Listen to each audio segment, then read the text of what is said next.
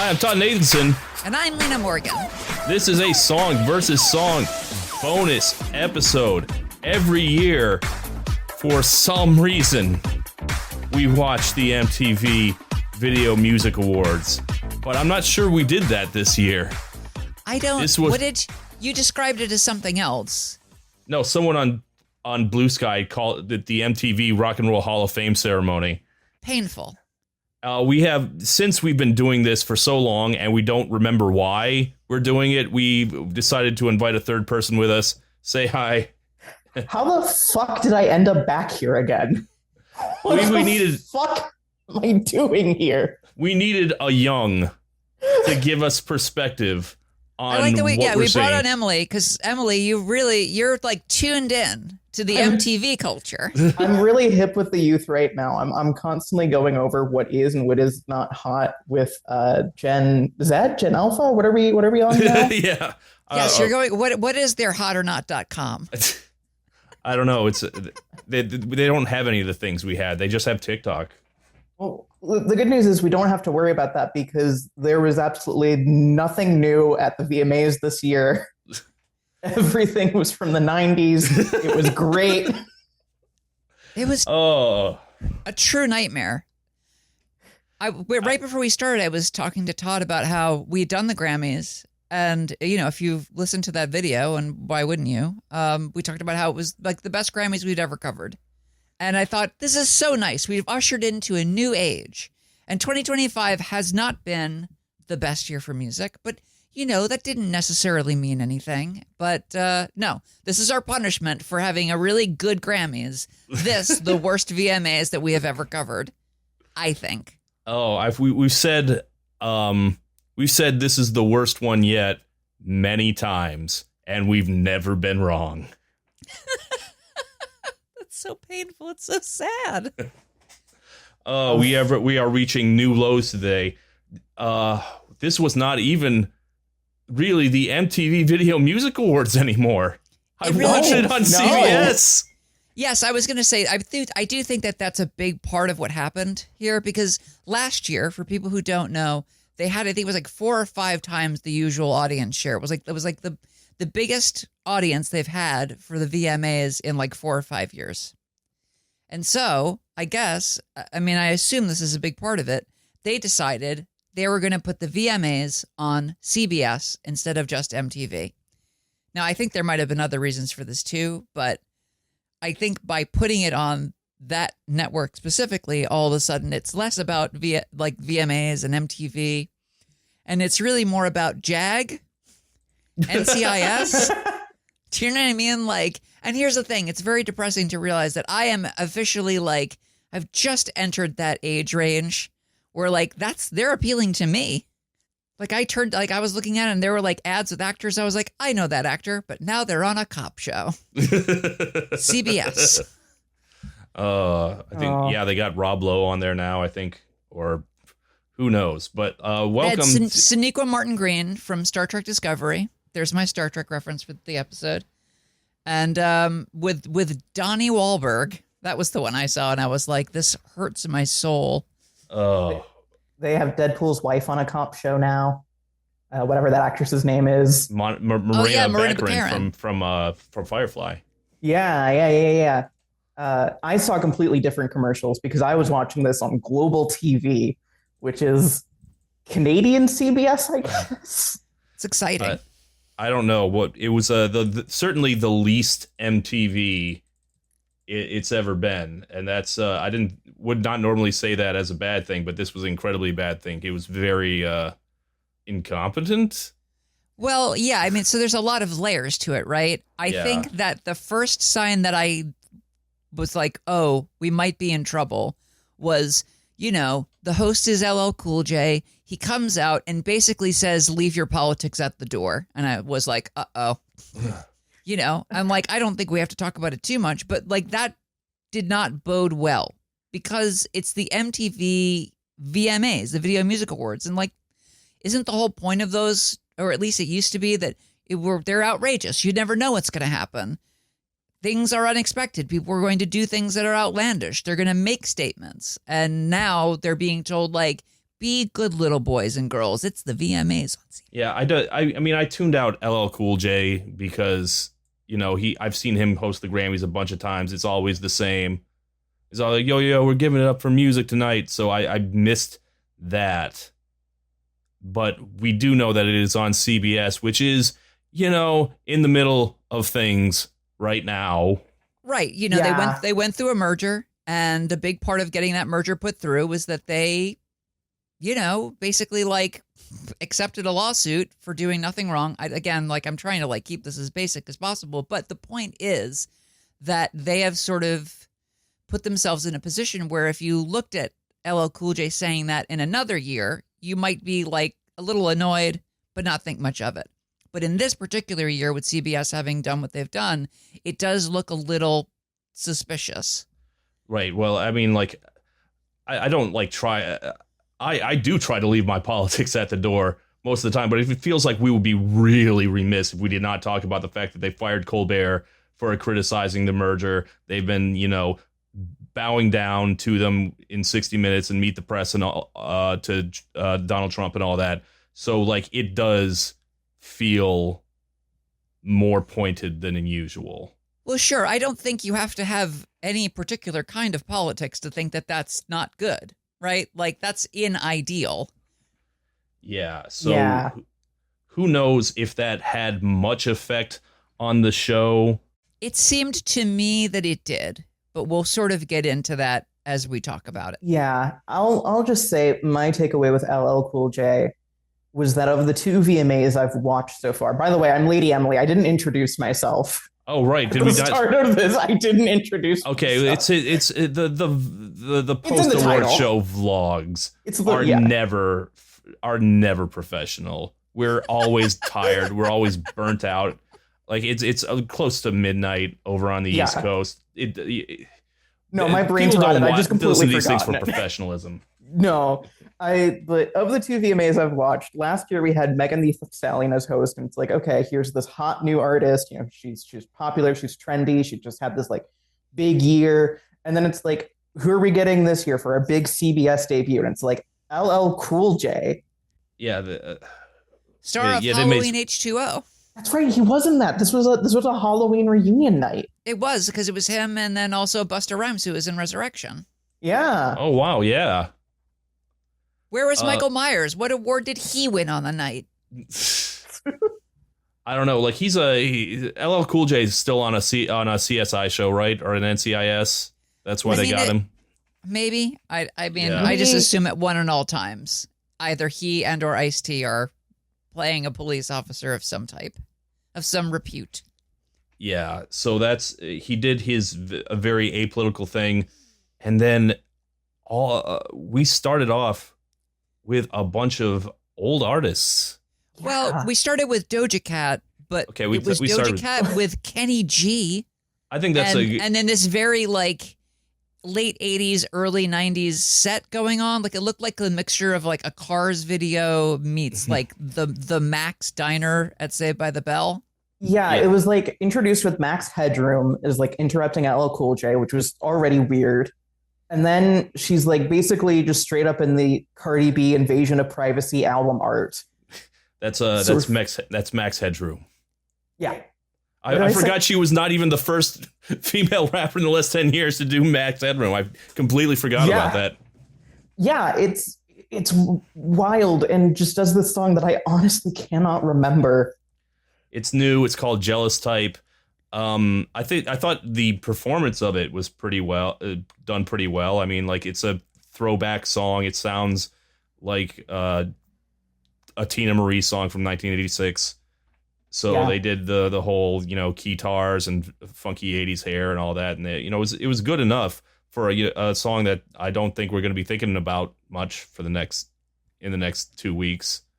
I don't see it doing all that well, but it's fine. No, it was, I put down on my notes, at least the dancing is good, and I would put that note down over and over again throughout the rest of the show. Whenever there was a song, I had nothing to say. I want to point out the one thing, though, which is that this started very early on, and I felt remained for most of it, which is that even if the staging had been good, and I think for certain cases it was, I don't know who was producing the show, but they did a terrible job. A lot of it was just horribly shot, so you really weren't getting a good sense of what was going on. I think this one was okay, but there's stuff that comes later that just looks terrible, and you don't get the sense that people who put the show together as far as doing the dance choreography had been lazy. It seemed like it had been shoddily put together, or put together so late that they had not really figured out where the cameras were supposed to be at any given time. It didn't look very good, no. No. I would not nominate it for an Emmy. But I did like Kenny G was it's funny, he was only like there for a cameo, and I'm not even sure that was the real Kenny G. But I thought that was cute. I think it was him. I think it was. I do think it was him. I think it was him, but I wouldn't know enough to like be able to prove a fraud, I guess. Yeah, that might have been one of the staging things you mentioned, because I don't think we ever got like a good look at him. No, and that's exactly right. They shot him from a distance. Weird. That's a weird thing to do. He's Kenny G. He's even if you don't know who that is in detail, Kenny G as a punchline exists and has done so for many decades. He's in the ether. People know who Kenny G is, I think. And certainly on CBS, people know who Kenny G is. Yeah, I don't know what that was about. That was weird. They could at least have given him a close up so we can go, haha, look, it's Kenny G. Yeah, he might have been on there for like 3 seconds at most, and it was just like enough for me to go, oh yeah, that's Kenny G there, and then it was like, is it? And then goes away. So I don't know, maybe Kenny's dead. Yeah. Oh my God, they killed Kenny G. And I think that's going to be one of the highlights of the night. I think they were like sad statement. Yeah, as a way to kick off the night, I thought that was all right. Then it just got very bad. Yeah, right. So they really had the first award, which was Artist of the Year. What do you? And they gave that to Lady Gaga. And now listen.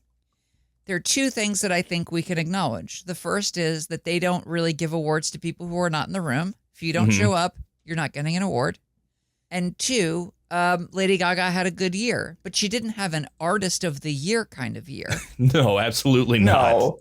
So it was very weird. Immediately, it was like, okay, so it's going to be a participation trophy kind of night. You know, and again, that's not to put a patch on Lady Gaga or her career. It's just, she's Video Vanguard territory, not Artist of the Year territory in 2025. Yeah.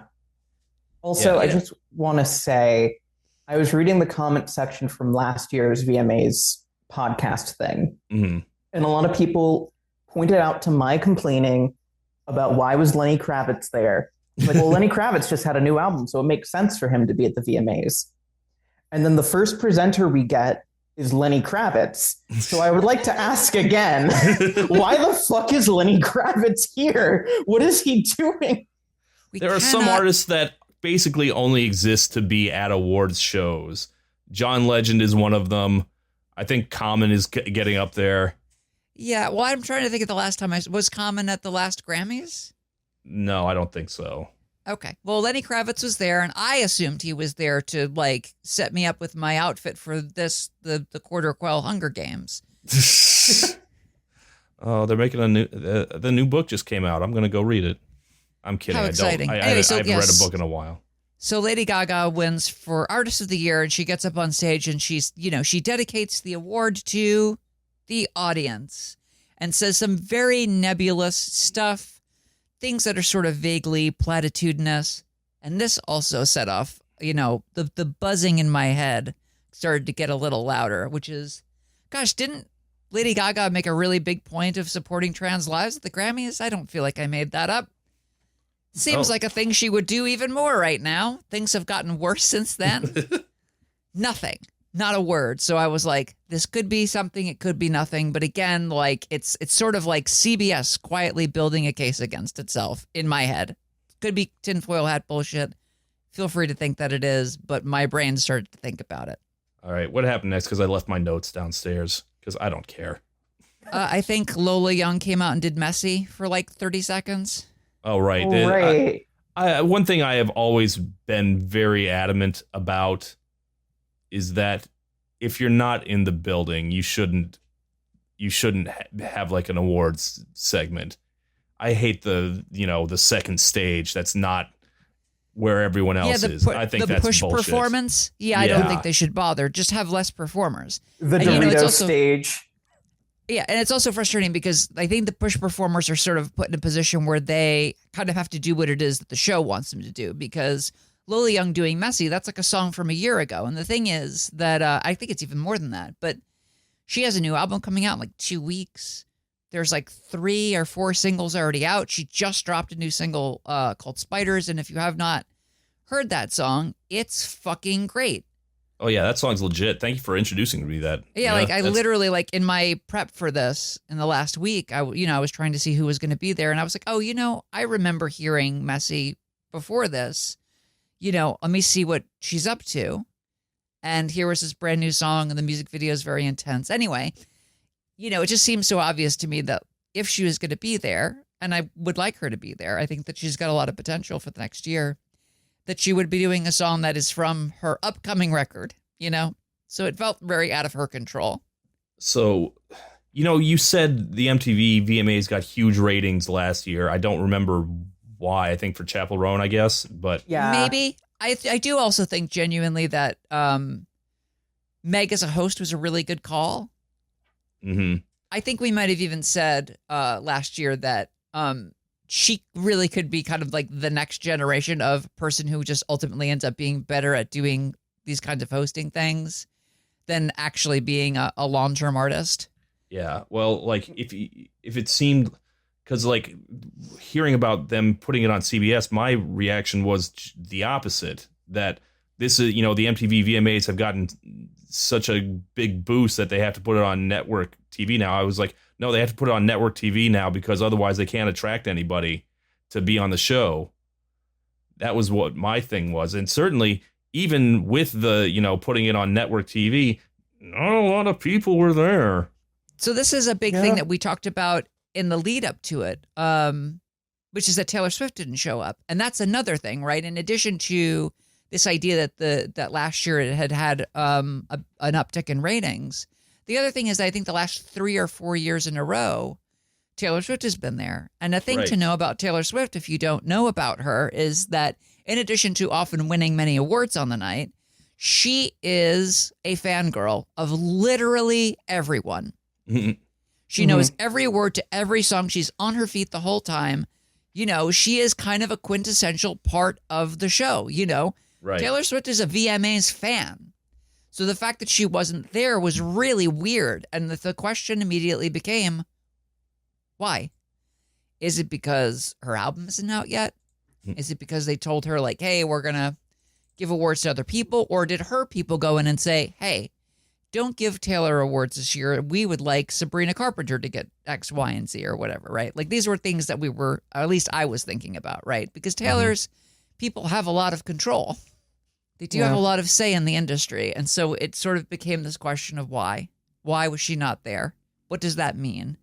Both for what was happening behind closed doors and what the show would then be like without her presence. Yeah, I could easily see her just not showing up because it's like, she didn't get nominated for a lot because Tortured Poets Department was like last VMA cycle. And, she's about to get into her new publicity thing with her new album and her Lavender Marriage coming up and stuff like that. So like she has a lot of prep to do in that regard. But it did make it feel weirdly empty. I feel like last year, like you had that momentum of like Taylor's here and it's like it's Brat Summer and Chappell Roan and Sabrina Carpenter performing and we got all this cool stuff. And then it was like this year it's like, oh yeah, man, we gotta. Yeah, it's like, hey, here's Ricky Martin and here's Ricky Martin. Okay, here's Busta Rhymes. Here's Mariah Carey. Okay, hold on. I want to say here, like there have been like older performances before, but like it feels like they are, normally when the MTV was, relevant, they would have one legacy act do a career spanning performance and they'd give them the Video Vanguard Award. that's how that's supposed to work. Last year went to Katy Perry, and remember that? I just believe that she got nominated for 143 awards tonight. Oh man. But anyway, but normally they leave like the career spanning performance for one, maybe two. We had like three, and they all came right at the beginning of the show. Yep. That was so odd. Like, yeah, and also keep in mind, because they had the three that were like basically like the Video Vanguard Award, and then like two other things that were basically the same thing, right? With a little more specificity. And then they had the Ozzy Osbourne tribute late in the night. And also, quite frankly, again, Lady Gaga is a legacy performer. I mean, like, she can at least say she has a song on the radio, right? Or, you know, she had a song this year that charted. So that's something. And I think Die With a Smile is still in the top 10. But her first song dropped before Barack Obama took office. Oh, God. Ow. No, it was because it was really just like so clearly an excuse to pad for time of like, shit, we need some performers. So like what they gave Ricky Martin, like not a Video Vanguard Award, but like notable Latin musician. Something for you know, Latin music pioneer or something like that. Like, I made a joke in the chat, like, so Emily, this is Ricky Martin. He was popular in the 90s. You said he was in Shrek 2. He was in Shrek 2, yeah. Live in La Vida Loca. It's in Shrek 2. No, what is he doing here? Why him? I don't know. It was very odd. And, I'm not plugged in enough with the Latin music scene to know if he's got like some kind of legacy thing he's promoting right now. Yeah, I guess we should have checked. This is an example of our own unprofessionalism. But, you know, what I do want to say is I'm not going to apologize for being ignorant of Ricky Martin's doings in the last year or so. You should feel bad. You should feel very bad. Anyway, I do think it's very... So he came out. I mean, it was fine, right? I think it was a very unremarkable performance, but it was okay. And I think the thing I said in the chat was like, wow, I mean, like, the gays just keep going to the gym until the day they die. I mean, this is like unbelievable, like the shape that he's in. I was like, this is profound. Like, good for her. Like, damn, like really, really buff, and like did a great performance as far as like being able to move on the stage. We'll come back to that again later when we talk about Mariah Carey. But the thing that was really weird to me, again, I'm going to put my little tinfoil hat on, is that they had Jessica Simpson come out, like in between him performing and then speaking. Speaking of the agedness of the irrelevance of everybody coming out. Right. Well, she came out and said, in 1999, I went on tour with this guy. Right. Mm-hmm. And first of all, again, good for her. Some very tasteful work done. I simply, if you say so. As you know, I respect tasteful work, and I think that it's good work. Anyway, the weird thing that she said was, she was like, and isn't he so hot? And I was like, this is weird. And then Ricky Martin like talked about his kids most of the time, and I was like, are they trying to like straight wash Ricky Martin? Do they want us to forget? What's happening? This is so strange. This one I'm gonna say is fine. Honestly, it's okay for. I mean, like I think that one is that one I don't want to read too much into. Okay. For me, the Jessica Simpson "Isn't he so hot" thing felt like when you're with a straight girl at the bar and she's trying to hype up a gay friend. Yeah, that's how it sounded to me too. That's legit. That's legit. Yeah, I don't know. I just think the whole thing was odd. It was just very weird. It's one of those where you would expect it to come up and it didn't, and so you're just kind of like, huh. Because it's like when you think about Ricky Martin, you think "Live in La Vida Loca" and you think gay. At least if you're my generation. There's certainly the first two things that I think about. Also, it was strange because Jessica Simpson came out for that, and then she came out again later with her sister, Ashley Simpson. Who remembers Ashley? And if you do, I guarantee you it's not for a good reason. I I remember it because I saw Chuck Eddy legendary Village Voice critic Chuck Eddy give a speech once back when I was in college and give a talk once. And he was so into that Ashlee Simpson album. Really? He was like wildly for it. It's not very good, that album. No, it's not. It was very, very big when I was a kid. So I know a lot of those songs. It's just got the one song. I'm sorry. Yeah. Shout out to the Cotton Bowl performance of Lala. If you haven't look it up as soon as this podcast is over. No, I guess we should mention, Jessica Simpson was a presenter. Ashlee Simpson was a presenter. Paris Hilton was a presenter. We went back in time 20 years. I don't know what it was doing. So weird. It was so bizarre. There was going to be an ad for The Simple Life playing. We were going to hear about Katrina. All right. Well, Ricky Martin came, and then what came after that? That was Busta Rhymes, I believe. Yes. Right. Immediately after that, we then did another tribute or another. But this one is even weirder than the Ricky Martin one. It is. We even had, our friend Andrew Underberger was like, I expect 5,000 words on this topic, which is, and the headline is, haven't I seen this before? Yes. And better. You know, you messaged me and were like, oh, you might not remember. And I was like, of course I remember. It was like 2 years ago or something. And like Busta Rhymes has become kind of a regular fixture of the MTV VMAs.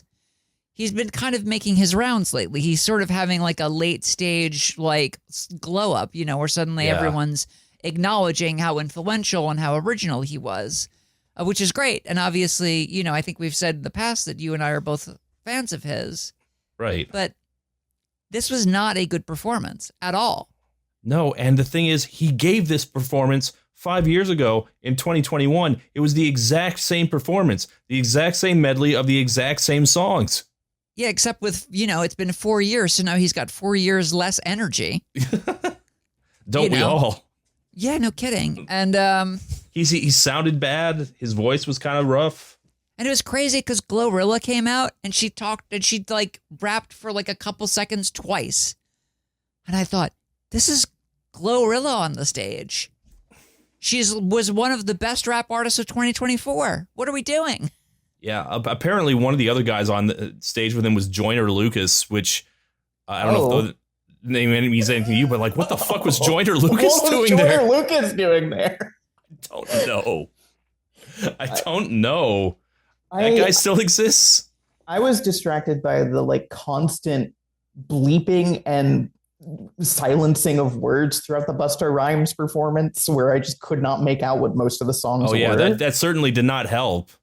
Like, and I don't remember what in those songs. I mean, like, Busta Rhymes songs go like a mile a minute. So, like, if he did say something, bleepable, who would even be able to tell?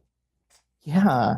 And because, like, when you bleep, like, a second of, like, the shortest amount you can bleep, you will lose, like, 50 words.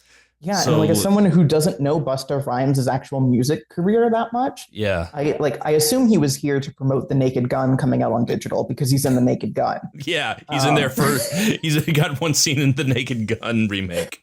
Yeah, they're like, we gotta get this guy for the VMAs. You mean manslaughter? That's a good line. God, but what? But he already did this, and it was a Video Vanguard performance 5 years ago, but they gave it to the Foo Fighters that year. And I thought it was weird. I was like, well, why did they have Busta? Like, save him for when you can give him the Video Vanguard Award. He was a very good video artist. But they didn't give it to him in 2021, and they didn't give it to him in 2025. So they gave him some made-up new thing. Yeah, they gave him a new thing, and then he gave a speech where he was like, what the fuck made it take so long? Why am I just now getting an award from you guys? Oh, wait, did he say that? Because that was the thing that Mariah Carey also did. They both said it. Wow. Oh, wow. I miss it. I like the shout out to the late, great Ananda Lewis. Yeah.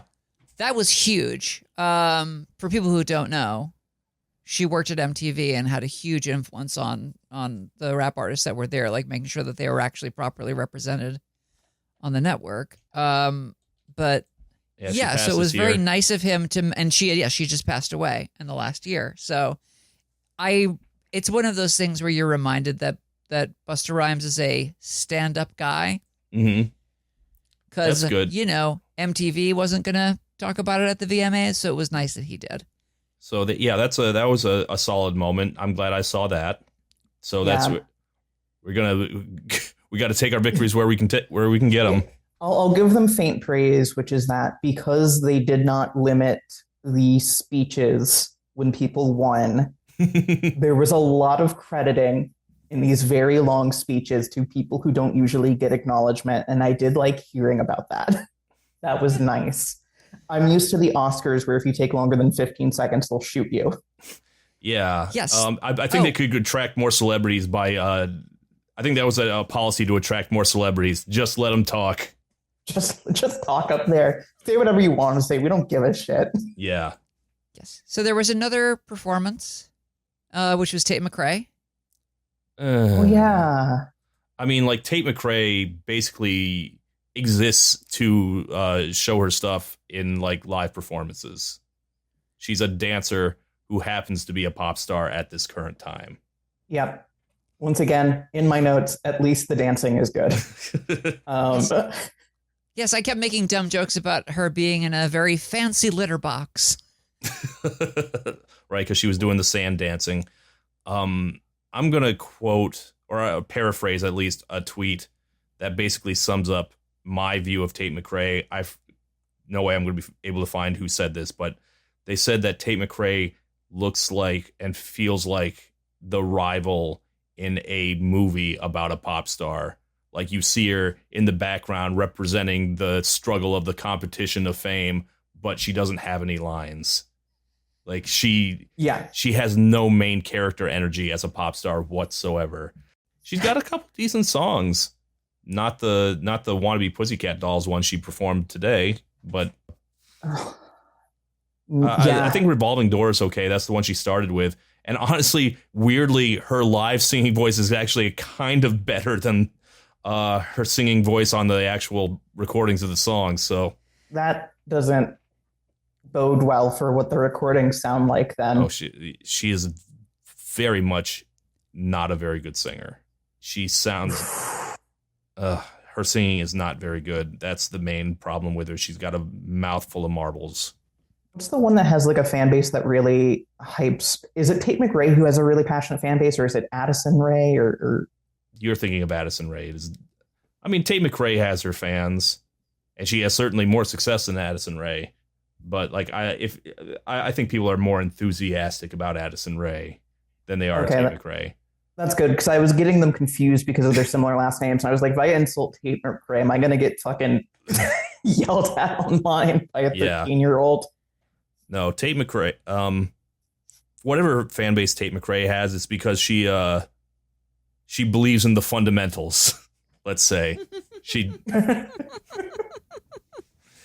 does her thing. She does what pop stars are supposed to do. She looks good. She shakes her ass. She's got a couple bops, but she doesn't bother you with any deep thoughts or diary lyrics about her personal life. So you don't ever have to worry about what's going on there. Yeah, my head was empty the entire time with that performance, so I guess that's good, I suppose. All right. My head is always empty, so, not a major change for me. But then we had another award, which I think maybe not as odd as Lady Gaga winning Artist of the Year, but still also stood out as like, really? Which was Song of the Year, which went to Rosé with Bruno Mars, Apata, or APT, as I sometimes hear it called on the TV. Yeah, I'm glad to know how it's pronounced now. I'm going to call it APT. I don't particularly like that song, but I get why it is a big hit. Same way I got why Dance Monkey was a big hit. It's a good comparison. It's a very aggressively catchy song. And then, Rosé got making the K-pop appearance for the token K-pop appearance that we get every year. And she went on and on and on, thanking herself. Or do I remember that right? She did a reverse McConaughey. She thanked her younger self instead of future her. Right, because that Yeah. didn't McConaughey like thank his future self or whatever, or like anyway, doesn't matter. Yes, I remember. Yes, he did do something like that when he won his Oscar. Yeah, this was the night of people pulling out folded up pieces of paper out of nowhere. Yep. and Lady Gaga's struggling with it. was black. It was Yeah, all. it was a I was black like, piece of paper. what did she write it in? It's one of those little like child's thing where it's a black paper and then you take a little wood carve and you make it and it has little colors on the background. Yes. Rosé's speech was nice because she gave a shout out to a small K-pop group called Blackpink, which I thought was really nice of her. I think they're going somewhere. I think they might have a future there. Maybe they can collab at some point. Well, anyway, Rosé won an award. You know, she was there. You know, Apatu was a big hit, so Yeah. you can't really. It's not as wonky as some of the other awards. Yeah, I mean, like I kind of got it. Certainly, the music video has a very Scott Pilgrim vibe to it. Mm-hmm. Yeah, You know, it really seems like they're in Sex Bomb. yeah. As someone, probably the only person here who likes that song and video, I'm like, yeah, I'm fine with that winning. It's Yeah, not my favorite song of the year, but you know, it's like, sure, That's if it has to be one of these, it's not going to Anyway. be Kendrick, so it better be. Might as well. Yes. So I guess before we continue, we can say Kendrick was not there and therefore won no awards, even though obviously Kendrick could win every award, which is what happened at the Grammys and could have very easily happened again here. yeah, he's going to win all the next year's Grammys too. They'll find a way. We, The Grammys are like that. So we've arrived. I think that we will probably spend more on the next moment in this show than we talk about anything else that happens afterwards. Because this is when we get to the performance of the night. Sabrina Carpenter doing the second single off of her brand new record, Man's Best Friend. And the song is called Tears. A song that I think is good. Not my favorite on the record, a record that I have come to adore and think that is actually, as a record, even better than Short and Sweet. But the performance, which is, I mean, so often the case with Sabrina, is really what sells it. It's what makes it so great. It really makes me excited even before we get into the performance itself. I've been thinking about this a lot, you know, because Manchild, she's been doing out on tour while she's still doing this sort of extended Short and Sweet thing. And you can tell that even though that song is sort of on the journey betwixt Short and Sweet and Man's Best Friend, that it doesn't quite fit with the tour she's doing. Tears, though, we see on the VMAs, and you start to get the first glimpse of what the next tour is going to look like. And holy shit, it's going to be great. I had a lot of doubts about Man's Best Friend as being a tourable thing, but the more I think about it, the more I think that this is going to be like a tour that even I, a 45-year-old, might actually show up for. Might actually go to a Sabrina Carpenter concert just for it. Why was it so good? Todd, you also liked this. She said, Sabrina Carpenter says trans rights. I was not putting you on the spot to do that. Yeah. I was going to say we could talk about how good the show was. I was building up to it. You've ruined the whole thing. I liked her giant Skid Row set that she built for it. I was like, damn, I want to spend an entire 20 minutes here in this shitty looking city street that she set up for herself. Yeah, I sent it to a friend of mine. He wrote, didn't expect the Teenage Mutant Ninja Turtle crossover. Oh, right. She came out of the fucking sewer.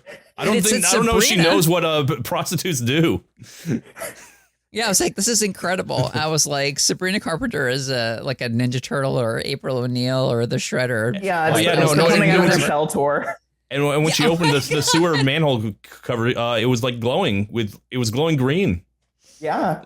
Yeah, it was amazing. It was the secret of the use. Yeah, my friend wrote if Master Splinter was a baddie. Anyway, insert your joke here. They all work. If? Oh my God. I'm so sorry, Master Splinter. Oh my God. I made a funny. Hamato Yoshi, I can't believe we did you like this. Yeah. In the 90s cartoon. In the 90s cartoon, obviously Yes. Splinter's a separate identity and all the anyway. But yeah, no, it was really energetic. She really I love the way that she plays into this public image of herself that she's really finely crafted. I used to think Sabrina Carpenter was a really boring artist, and that's because she kind of was. for the longest time. And then she figured out how to do a lot of fun with herself and to craft this like really unique sort of raunchy Dolly Parton sort of vibe, Betty Boopish. And I love that she keeps leaning into that more and more with her staging and with her performances and stuff like that. I think Man's Best Friend is the end of the road on this. TBH, I think that she's going to need a new shtick after this one, but I do think she's. For sure. I think she's gotten away with it a second time, and I really wasn't sure when they dropped Man-Child. I was like, I felt like it was maybe self-parody at first, but the more I kind of inspected that song, and then the same thing with the album, the more I realized, like, no, what she was doing was taking the very basics of Short and Sweet, which is like just a hit factory album, right? Like that's a record where they sat down and said, let's make some hits. And like put it together in a way that makes sense, but is not overly complicated. Like the things that make Short and Sweet sonically interesting is that there's a lot of little like background vocal flourishes that they pepper in throughout, right? And then she has this sort of interesting identity that she's carved out and has like this sort of silly stuff like that Me Espresso and all that. But Man's Best Friend is a robust, complex album with like so much instrumentation and so many key changes and so many like tempo changes. It's a wild record. It's a record that like kind of traverses decades. Like it's got some 60s vibes to it, but it sounds like it came out in 1980, except what if 1980 was a good year? Like I don't even know how else to explain it. But it's great. It's like such a good record. Anyway, she did in fact, like the pitch is she comes out of a sewer and there's a bunch of drag queens on the one side. There's a bunch of trans women on the other side. There's, I think, some general like gays and theys peppered throughout. And, they're dancing. She does a dance break. She goes into a phone booth for some reason. And then by the time she comes out, there are signs everywhere, and there's like trans rights and like, like protect the dolls and like pay, like tip a doll and, protect drag performers. And I couldn't believe it. Because this really ran quite counter to what it was I was getting the vibe of from LL Cool J up until that moment. And I thought, man, Sabrina Carpenter doesn't give a fuck. I bet they did tell her not to do this. I wonder at what point those things found their way to the stage. Did she tell them that she was going to do that? Because there's a real possibility that she didn't. And I actually kind of hope that's what happened. Because the cameras certainly didn't focus on any of them. Like that was the thing, like there was not like a shot that you could clearly make out what the sign said. They made it in the staging. I think they made it so that it was unavoidable. There was no way they had to show them. Yeah, there's definitely like you had to see them, but they didn't like zoom up on them the way that you would expect if it's like they had been told, hey, we're going to have these signs out. We're going to have this message. Like, yeah. I mean, here's a close up on one of the performers holding it or something. Yeah, if it had been a couple years ago, sure. But 2025 is a different planet Earth. Anyway, I find it very interesting, and it's one of those things I don't think we're going to get an answer on. At what point was CBS aware that those signs were coming out on stage? I do think that Sabrina Carpenter might, look, if they don't know, she might get burned a little bit on it, but I don't know how burned she can get, because the thing is, not only is Sabrina Carpenter very powerful on her own, but also, Taylor Swift is kind of like her biffle at this point. They're like besties. Yeah. And I'll tell you, I mean, like, if you have Taylor Swift watching your back, woo, you're in good shape. And like Taylor Swift needs a new bestie because apparently it's not Blake Lively anymore. Damn. I don't follow that drama. I mean, look, yeah. As a Blake Lively fan, it was sad for me to see, but undeniably it is a thing that seems to be happening. Anyway, the point is, it was interesting. Like that happened, and I was like, "What's the story here?" Yeah, and it's especially interesting when you consider Sabrina Carpenter's long history of clearly pandering to the conservative mindset and presenting a conservative imagery in order to appeal to this right-leaning demographic of anti-feminist agenda that's being popularized in 2025. I mean, I don't. So here's the thing. You will not be the first nor the last.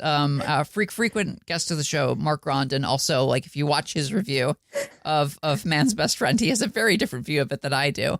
But I I don't see her in those terms at all. Like, No. that's never, like, I've never gone like, oh man, like, so conservative, Sabrina Carpenter. Like, it's just, I mean, if you see her give interviews about this record, it's really just the stuff that I'd always assumed about her, which is, she was like, you can play submissive, and there's a kind of dominance in that where you need it.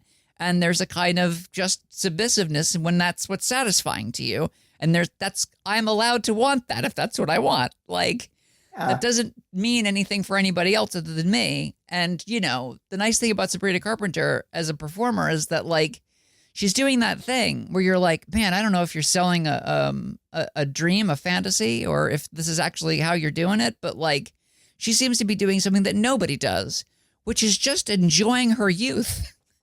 Yeah. Not a lot of people do that. So if she's pulling that off, huge. But yeah, I mean, I think undeniably, as somebody who has raised a lot of money in the past for a lot of different organizations, but a lot of them are LGBTQ plus, I was not surprised to see this once it happened. But I do think it's the first time that we've ever quite seen it on this level. Have you taken note of that before, Todd? Have you seen her do something that was quite this literal? Literal in what way? In the sense that, like, a literal signs that were like trans rights. No, I've never seen her say something. And like I've never seen her say it with her mouth to this day. So she said it with a bunch of signs on stage, which is incredible. But no, I can't imagine what it would sound like if she did try and make a stand. Like, I know what it sounds like when Lady Gaga does it or Chappell Roan does it, but she doesn't seem like the kind of person to, like, actually, like, stand there and say it with her mouth. It would sound weird. Interesting. It would sound weird. And I'm not saying there's anything wrong with the way she did it. That's a great way to do it. It's smart, I think. You know, again, like, to just literally have people on stage and let them kind of, like, get their flowers and be good at what they do.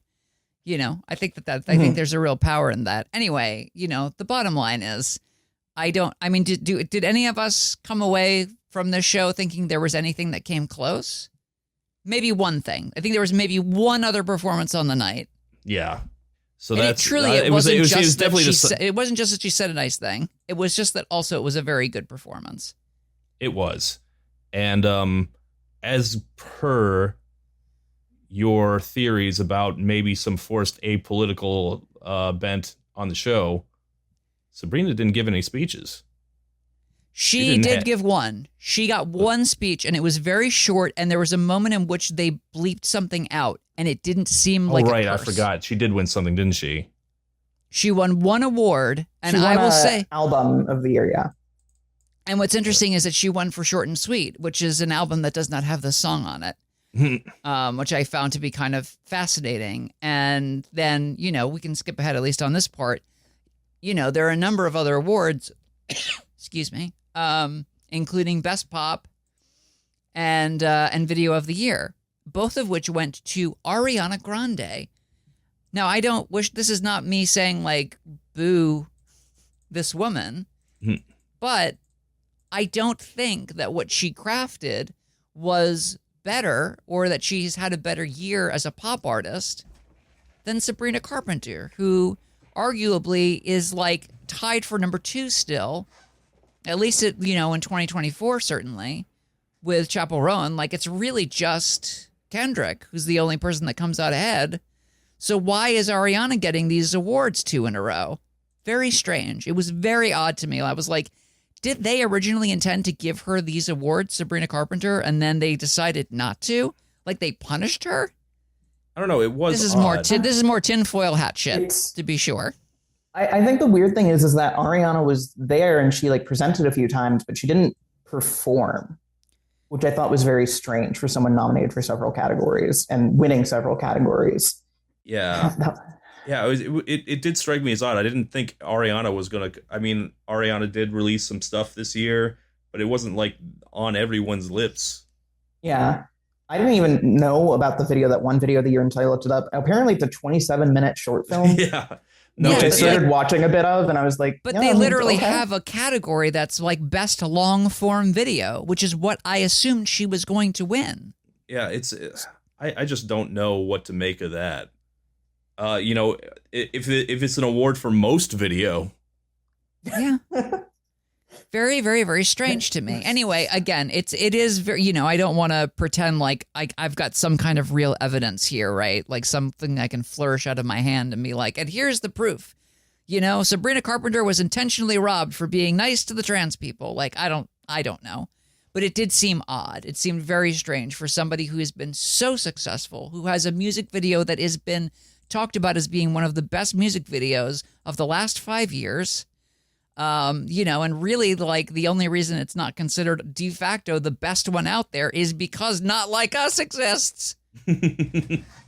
No, Man-Child deserved every award they give for videos. I love that video. Yeah. It's very good. It's super fun. So, gosh, there's a bunch of bad stuff. What are the bad things we want to talk about? Do we want to talk about Alex Warren? Do we want to talk about the Ozzy tribute? These things are all rough. Did we skip Mariah? Oh, wait, that's right. Mariah. And also Post Malone and Jelly Roll. Do you have anything to say about that performance? It sure is Post Malone and Jelly Roll. I hated it so much. I've been avoiding Jelly Roll for years now, and I hated that fucking song. I'm going to make a top 10 worst songs of 2025 list just to put that on there. That was brutal. That was awful. I hated it. Post Malone, I liked your Dallas Cowboys jersey, rep for the home team. Congrats on number one. I've been to the Post Malone Canes whenever I would get HRT. It's quite good and shaped like a Dallas Cowboys star. Nothing against you as a person. That song was fucking ass, and I hated that performance. Also, you were in Germany at the time, and I don't think you should be allowed to perform at the VMAs if you're in Germany. That's my personal opinion. Good as ass, Emily. You're not performing at the VMAs. You're performing in Germany, and then you're just showing the live show. Yeah, and also, like, what is the time zone difference? Like, how long ago was this taped? Like, yeah, for sure, because that's like at least, I would be more than 5 hours in the future, right? That's more like 6. Yeah, I strongly disagree with things filmed at second locations, and I hate pre-taped segments. Like, the only time I was okay with it was during the 2021 Grammys because there was a pandemic going on. But other than that, no. I strongly oppose pre-taped segments. Do not appreciate. Also, that song isn't very good. No. I said in chat that it sounds like a song that's written to be American Idol walk-off music. Yeah, 'cause you had a bad day. Yeah, as I recall, that's like the least country song off of Post Malone's country album. So it sounds like, streaming era glop. Like so much of Post Malone's stuff does. Can you pull a Chance the Rapper and go back to like just rambling about drugs instead of whatever this is? Because this is bad. Okay, Mariah. We promised we would talk about Mariah. I actually saw Mariah Carey last year. I travel across country every year to visit my family, and I stopped in Vegas, and Mariah, was doing a show. So I was like, let's stop in Vegas and see Mariah. And it was fine. It was a decent enough show for, a show that ended like right on the dot because it's a Vegas show and they want you back out gambling. And this was basically just like kind of exactly that.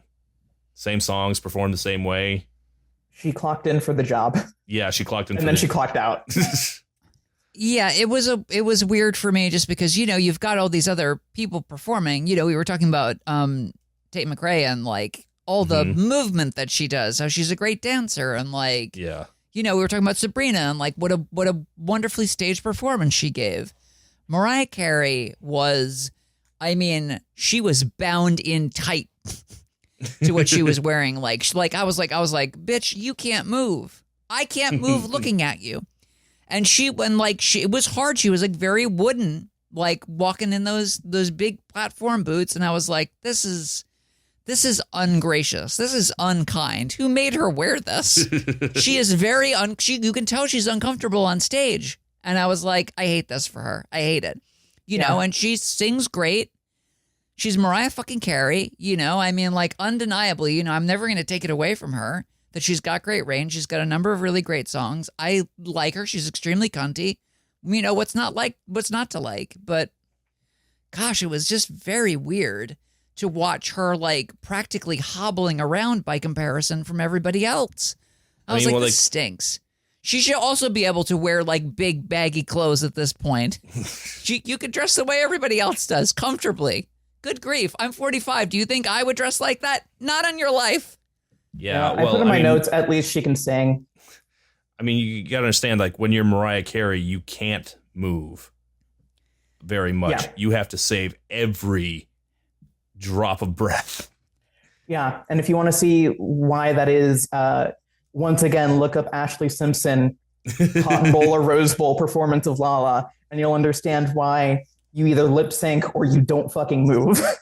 Yeah, when I saw Mariah Carey, she had a lot of costume changes, and I don't think it was just for costume changes, but also for her to recover her voice in between songs because she had to hit those whistle notes, and she was not lip syncing. Yeah. I mean, that's amazing. I will say again, not to make the whole night about Sabrina Carpenter, but I will say that a lot of songs on Man's Best Friend, there's a lot of lyrics. Like My Man on His Willpower or whatever it's called. Good grief. There's so many words. Great song. Can't wait to see it live. But she is going to have to work on her fucking breath control big time in order to be able to pull a lot of those things off. And I'm excited. I believe that she'll be able to do it. But I think that she also will have to have a lot of costume changes. It's going to be very interesting to see how she pulls that off. But yes, I think that also makes sense. The thing that you're saying is that she has to expend so much energy in order to be able to like move around the scales as effortlessly as it seems like she does. Yeah. But that's also, I guess, why it felt like a very like clocked in type of performance where it's like, it's very good. I'm not going to say it's bad, but it was very much like she got up there, she sang, We Belong Together. And then she was like, and now I'm done. Like I did it. I hit the notes I'm supposed to hit. Yeah. Let's go accept this award, get the speech, get the fuck out. I said this in the chat, but like it is funny that she is finally getting she said this was her first VMA, her first award. Yeah. And it's funny. Oh, and she was the first one to call it a moon man. The first one to call it it's a moon person since 2017. Very suspicious. I did not know. I'm putting not transition to the moon man. How many times am I going to put this tinfoil hat on top of my head? They called it a moon man. What happened? Apparently in 2017, the moon person came out as non-binary. We've been doing this recap for at least that long. I have never heard of this. I didn't know that it was I just thought that they had removed the gender for like just nebulous reasons. And then I remember thinking before we went into the show, I was like, gosh, I've always thought moon person is silly. And in any other year than this year, if they were just like, fuck it, we're going back to moon man, does anybody care? I would be like, not me. I don't give a shit. But it's 2025, and boy, this is a hell of a year to hear people call it a moon man again. I was like, ugh.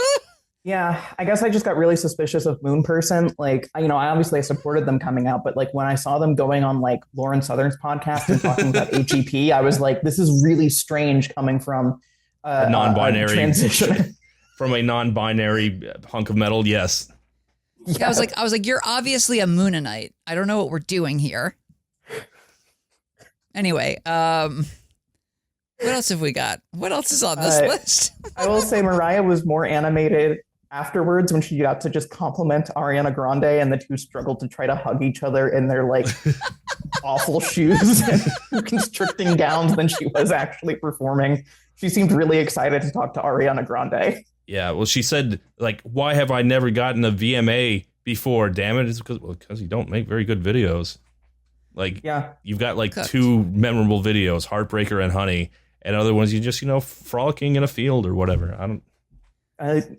Are you forgetting the music video for #Beautiful where she is in a barn and dancing in front of headlights? I do remember that, actually. That's pretty decent. I mean, like, they're fine. They're utilitarian, fine. Like, but like no one's ever thought of Mariah Carey as like making particularly amazing videos the way you would say it for like Madonna or Whitney or Janet. Like for maybe the biggest artist of the entire 90s, a very good era for MTV. Not really. Yeah, I wouldn't even put her on a Journey grade. When has she ever played a keyboard on the side of a wall? Yeah. I will say one thing also is that, like, I was thinking about last year's where it's like, okay, last year Katy Perry won the Video Vanguard Award, which, you know, kind of made sense both in that Katy Perry has had some, you know, memorable music videos, and also she had an album to promote that everyone listened to. I was like, well, why is Mariah here for this year? I think she said that she did have a new one coming out. Yeah, and then she was like, by the way, I have a new album coming out in 2 weeks. I was like, there it is. We got her. All right, so... Then Lady Gaga did her Madison Square Garden thing, and you heard that new song, that Dance of the Dead or whatever it is, which is doing nothing. It like debuted and then just flatlined immediately, which is strange because the song is good. It's pretty good. Yeah, I liked it more than Abracadabra. Wow, I don't know if I agree with that. I'd have to think about it. I didn't think Abracadabra was very good at all. Well, agree to disagree. I will say that Mayhem as a record did not stick with me. Again, like if we're looking at albums across this year, and it's been a weird year, that is an album I think I listened to for maybe like a week and a half, and then have not really listened to since.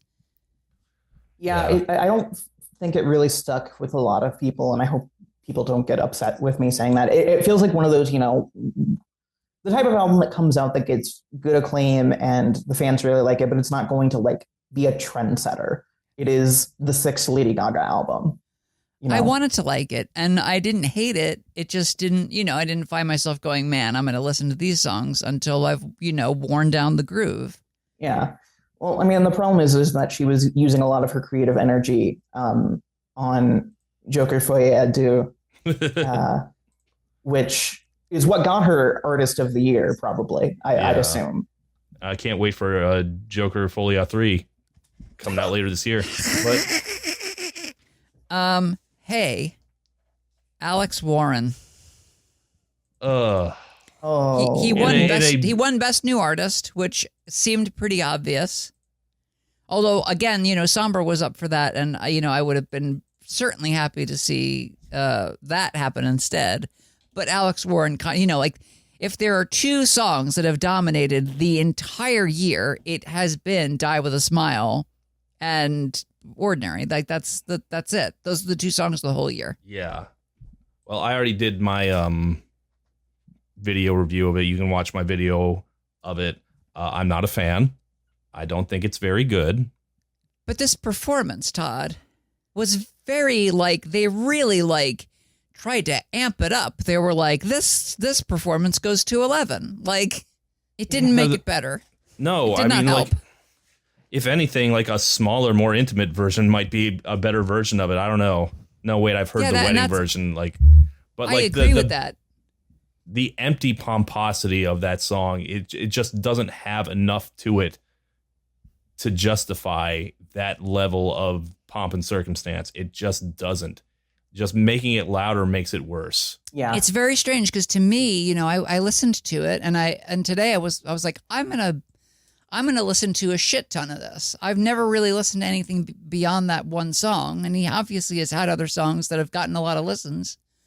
So I was like, well, let's see what else is here. And the thing is, it doesn't matter how loud he makes things. It doesn't seem to, for some reason, everything he does feels solidly like we're keeping it in neutral. I don't know how to explain it. It just feels like nothing. Like I'm going nowhere interesting ever with his songs. They're just so deeply boring. And making them louder and adding more instruments does not seem to change that at all. No, it's the only interesting thing about him is that his voice is so bad. He does sound like he's going to do a really bad karaoke rendition of What a Fool Believes. Yeah. I already used this joke in the video. I'm going to say it again. He sounds like Sam Smith at 80% speed. I was going to say that this was my first exposure to Alex Warren, having heard the name but never heard the music. Mm-hmm. And my takeaway is that he felt as if Ed Sheeran took the substance. It was very strange. I was like, I don't get anything from this. This is the most generic 2010 slop I've heard in my life. if it means something to you, it means something to you. But God, I was like, this is so empty. Empty is the word. Yeah. Even the staging, it was just like nothing. It was nothing. It drained from my head immediately. At least the bad stuff I can remember. All right. Well, speaking of things that you'll remember then, the Ozzy tribute. Oh, I remember Ozzy, all right. Oh my God. This was the lowest point of the night. This sucked. This was terrible. Okay. So there is like rock and roll does, and especially metal does not exist in any like major capacity anymore. So they had to get like the biggest names they could get for the Ozzy tribute who could actually do a decent Ozzy impression. And what they got was the British rocker Youngblood, who is awful. He's really unpleasant, grating presence in everything I've ever seen of him, except the one MGK collab he did, which I really liked during that year and a half that I liked MGK. My condolences. Yeah. But he is like an extremely obnoxious presence. He did his thing. He was still the best performer in that tribute. It was rough. It was like, oh man, this guy, he's trying too hard to like sound nice as a singer or not sound metal as a singer. He was really weird. He looked like Alexander Skarsgård Crow. It was just strange. And I was like, well, we're going to have... In look and in presence, he looks a lot like Jared Leto Joker. Oh my God. Leto Joker. Yeah, you're right. I was like, well, maybe Steven Tyler can sing this. He has the voice. Maybe he'll save this performance. I feel so bad for you because you didn't. Because the thing is, I knew it was going to go down that way because he's retired. Yeah. Because he can't sing anymore. And I guess I had a moment where I thought, well, maybe if he just does it once in a great while, things will be okay. No. It was very drunk karaoke vibes. It was funny because he was doing his Aerosmith ad libs. I was like, you can't be doing that on a fucking Black Sabbath song. It's not the same. Oh my God, I didn't realize this, but it says featuring Nuno Bettencourt on the MTV video. Nuno Bettencourt was the lead guitarist for the band Extreme. God, I didn't even realize. I don't think they mentioned him during the show. Like, we are really... No one plays guitar anymore is what I'm getting from that. Yes, it turns out that rock and roll can die. Yeah. It died with Ozzy, and then we threw the whole genre in the coffin with him. Yeah. It was brutal. It was really it was a sad thing to watch, and I just thought, boy, Ozzy, you deserve so much better than this. Yeah. What are we doing? We gave him his flowers at his final concert when he was alive. That will have to do. This, I don't know what this was. Awful. And then they had both Youngblood and Steven Tyler come in and sing at the same time for the final song of the medley. And that was just bad. That was just awful. What the fuck were they doing? It was sad. It was sad. It was very sad.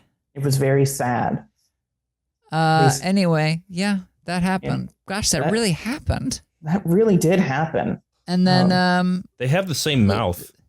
Youngblood is the only one who has Aerosmith's mouth. That's why they picked it. Yeah. There you go. Yeah. They were like, let me see those twins. Lips. Gotcha. You got it.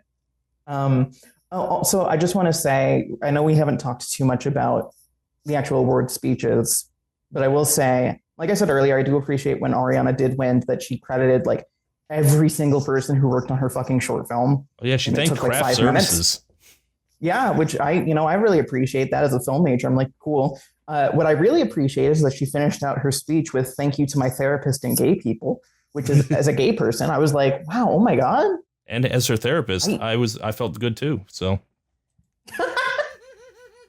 but yeah, all gay people got a big shout out from Ariana. I was disappointed. I was like, what about me, the straight lady? When is anyone going to think about the straight? When will you think about me, Ariana? What about me, the straight lady? What about me?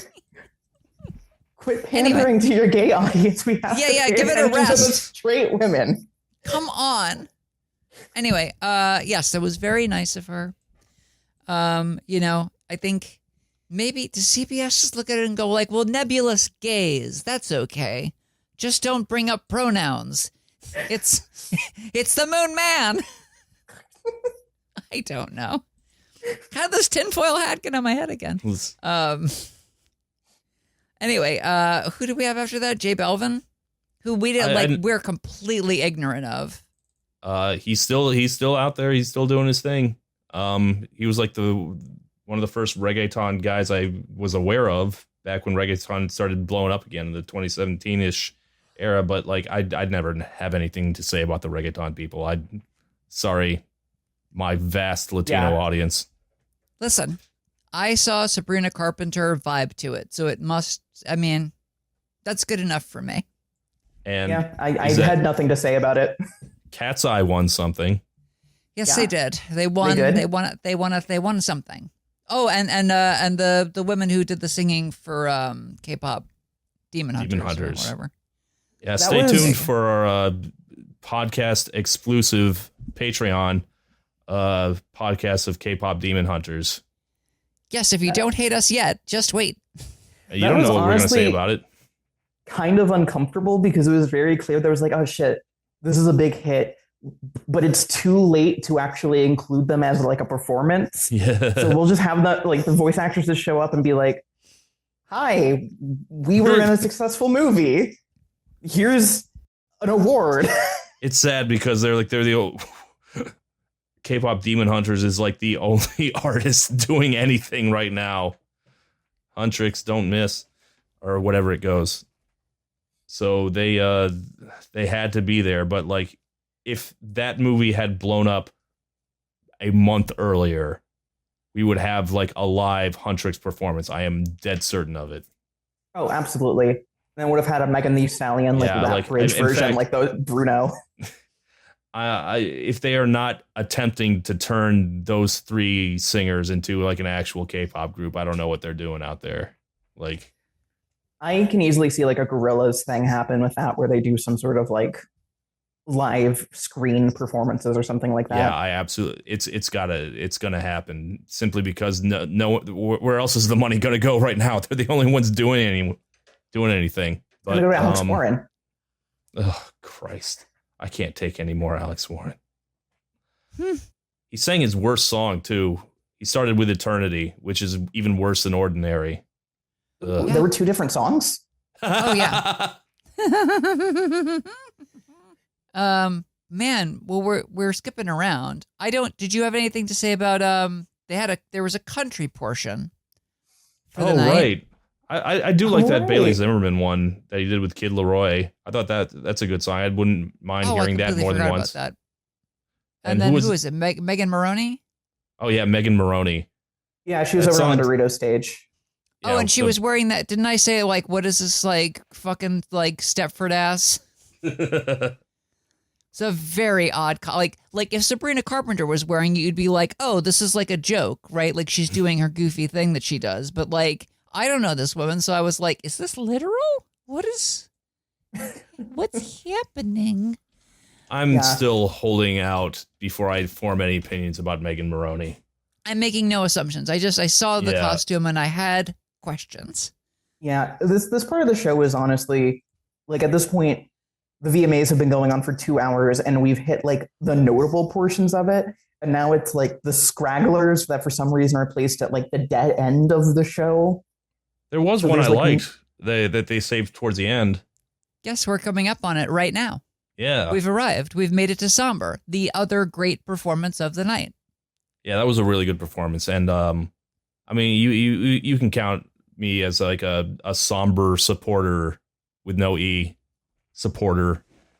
I like the kid. I think he's a I think he's going to be very big, or at least I think he should be. He's one of the only things that happened this year that I'm somewhat enthusiastic about. Can't wait for him to do a collab with Solemn. Shut up. I'm sorry. Yeah, I don't know why he's not like a big star yet, because he's destroying Spotify.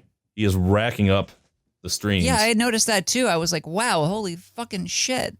Yeah, I think he's like the only thing in the top 20 that isn't Sabrina Carpenter or K-pop Demon Hunters right now. Yeah, I mean, listen. If you're going to shoot your shot and say you think that in the next 2 years he's going to be the next guy that blows up, I would love that. I'm completely pro that. The stuff that I heard on the record I thought sounded pretty good, and I thought that his live performance was great. Yeah, I think he's only like 18 or something. He's like a Muppet Babies, the 1975. Yeah, he's like 70 pounds soaking wet. Yeah. He's also he like talked about 7 not feet having tall. a waist in an interview, and I was like, truly, you have no waist. I was like, this is phenomenal. Oh yeah, he's like 7 feet tall. He's like he's a walking stick.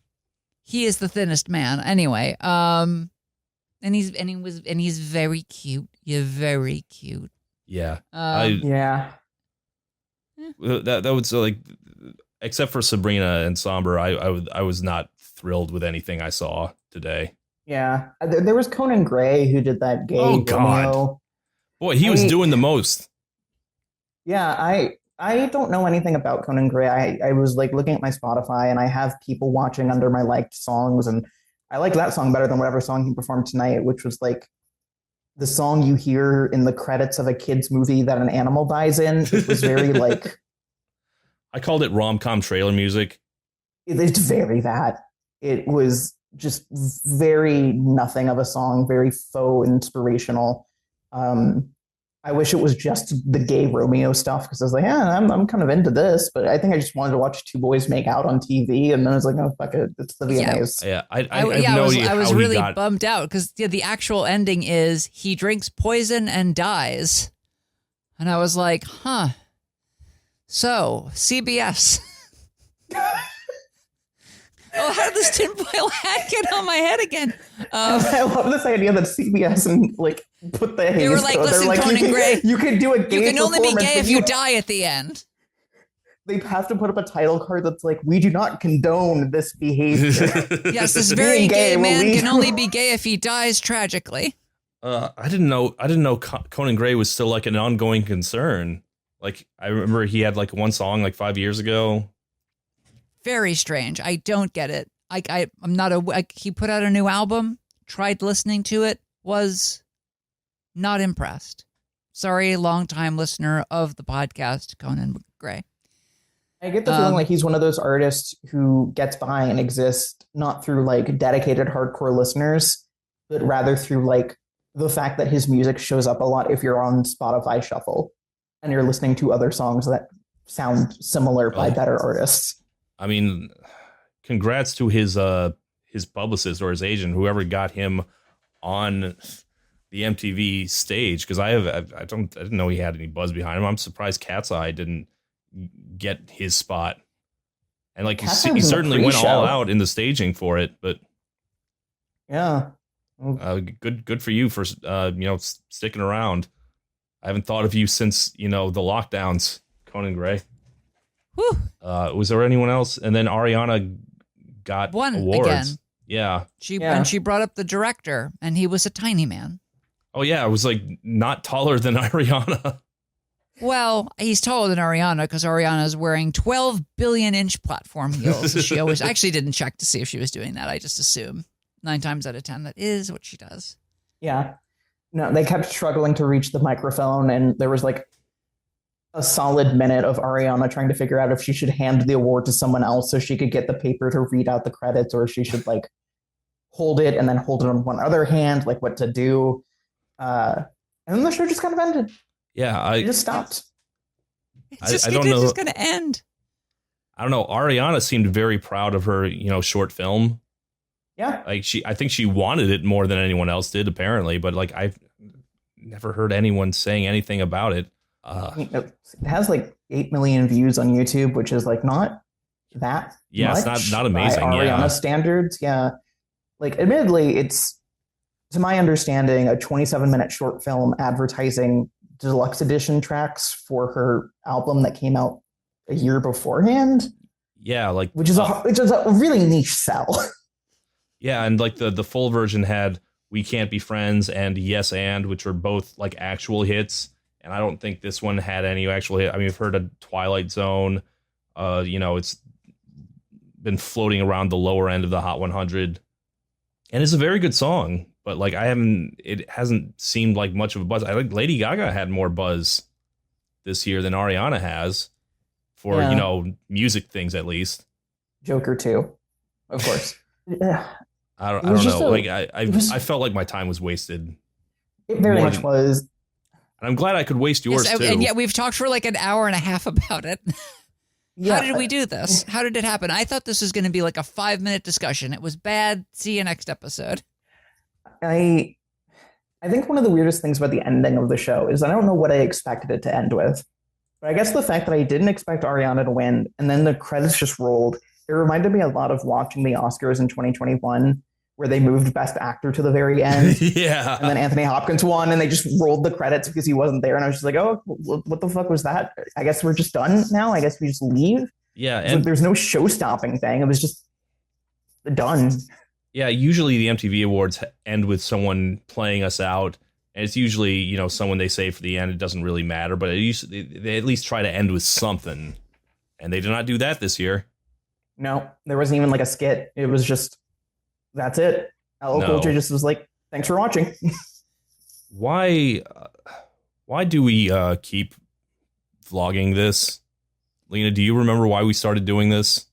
Do I remember why we started doing it? It just seemed like a good idea at the time because this was a thing that we could. What?